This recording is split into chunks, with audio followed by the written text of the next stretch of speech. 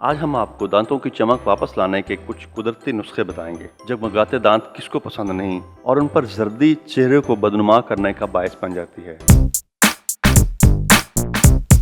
यकीनन आप दिन में 1 या 2 बार दांतों पर ब्रश करते होंगे ताकि वो साफ रह सकें, लेकिन फिर भी कुदरती सफेदी वापस नहीं आती। अगर ऐसा है तो American academy of cosmetic dentistry की बताई हुई चंद आम चीजें आपकी मुस्कुराहट को रोशन कर सकती हैं, या यूं कह लें कि दांतों को जगमगा सकते हैं। सबसे पहले बेकिंग सोडा और लीमू के अर्क का पेस्ट। क्या लीमू आपके दांतों को जगमगा सकता है? इसका मुख्तसर जवाब है कि हाँ। लीमू में सिट्रिक एसिड की मिकदार बहुत ज्यादा होती है, जो दांतों की सफाई के लिए कुदरती जुज़्व का काम कर सकता है। 1 चाय की चम्मच लीमू के अर्क को बेकिंग सोडा की मुनासिब मिकदार में मिक्स करके एक पेस्ट बना लें और उससे ब्रश करें। कोयला। अगर आप बहुत जल्दी में दांतों को सफेद बनाना चाहते हैं तो कोयला एक और मौसर और कुदरती मुतबादिल साबित हो सकता है। कोयले का बुरादा ऑक्सीजन और कैल्शियम क्लोराइड के बाहमी तामुल से बनता है और ये दांतों की मौसर सफाई में मददगार साबित होता है। इस बुरादे में ब्रश को रगड़ लें और फिर दांतों पर मामूल के मुताबिक ब्रश करके दांतों के दाग धब्बे साफ कर लें। माल्टे का छिलका। दांतों पर माल्टे के छिलके का निचला हिस्सा रगड़ना